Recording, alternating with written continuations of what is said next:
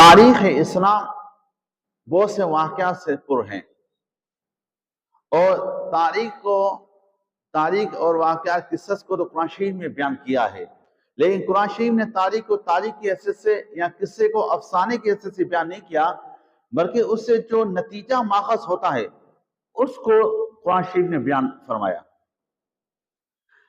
حضرت عثمان رضی اللہ تعالیٰ عنہ کے شہادت کے بعد پھر حوادثات اسلام میں ایسا ایک غیر منقطع سلسلہ شروع ہوا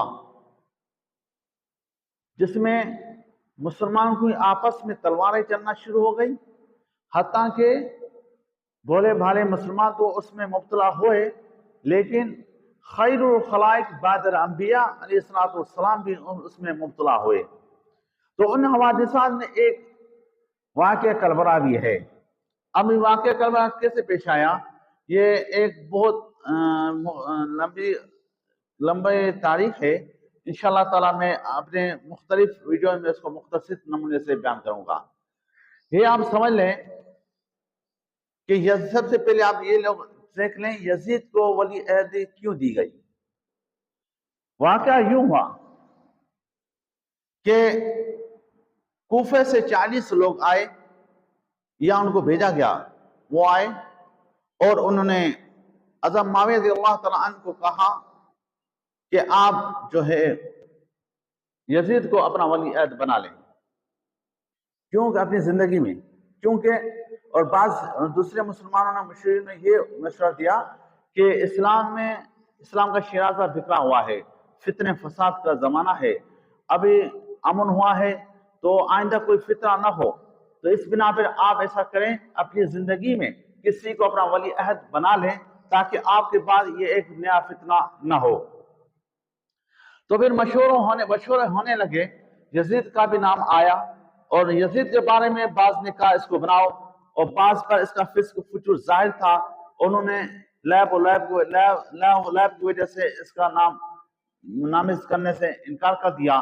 دوبارہ جیسے بھی ہوا اس کا نام نامزد کر دیا گیا، لیکن جن مختلف باتیں ہوئی تو حتیٰ کہ حضرت حسن رضی اللہ تعالیٰ عنہ کو اپنی زندگی میں حضرت معاویہ رضی اللہ تعالیٰ عنہ اپنا ولی عہد مقرر کر چکے تھے، لیکن ان کی وفات بعد سعادت کے بعد یہ امکانات زیادہ روشن ہو گئے کہ یزید ولی عہد بنائے جائے، اور یہ غیر فطری بات بھی نہیں تھی، کیونکہ محبت فطری تھی اور یہ فطری بات بھی ہے۔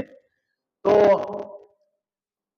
یزید کا جب ولی عہد بنانے کی بات ہوئی تو لوگوں نے مخالفت کی۔ یہ 49 ہجری کی بات ہے۔ تو یزید کو بھی لوگوں نے بتایا، یزید کو بھی لوگوں نے سمجھایا کہ تو ولی عہد کا لائق نہیں ہے، اس کا مستحق نہیں ہے، تو اس چیز سے باز آ جا۔ یزید نے حضرت معاویہ رضی اللہ تعالیٰ عنہ کو یہ بات بتائی، پھر ان دونوں نے یعنی یزید اور حضرت معاویہ رضی اللہ تعالیٰ عنہ نے آپس میں گفت و شنید کی اور اس بات پہ متفق ہو گئے کہ یزید ولی عہد نہیں بنے گا، تو کون بنے گا؟ حضرت حسن رضی اللہ تعالیٰ بنیں گے، ٹھیک ہے۔ پھر حضرت حسن رضی اللہ تعالیٰ فوت ہو گئے، جب وہ فوت ہو گئے تو اب ولی عہدی دوبارہ لوٹ آئی یزید کی طرف، اور یہ مشیروں نے مشورہ دیا تھا، جس میں مشہور نام جو ہے مغیرہ بن شعبہ رضی اللہ تعالیٰ کا ہے۔ عراق سے، شام سے وفد آئے، انہوں نے التجا کی، اور کوفہ بصرہ والے یہ سب اس بات پہ متفق ہو گئے۔ پھر یہ بات 49 ہجری میں جو دب گئی۔ پھر 59 ہجری میں 59 ہجری میں حضرت معاویہ رضی اللہ تعالیٰ عنہ نے دوبارہ یزید کی بیعت لینا شروع کر دی تاکہ میرے بعد کوئی فتنہ نہ ہو۔ تمام ممالک کے عمال کو یہ بات لکھ دی گئی کہ یزید کے لیے سب سے بیعت دی جائے، اور سب سے خبریں آنے لگی کہ یزید کی طرف سے بیعت ہو گئی ہے، سب اس پر راضی ہے۔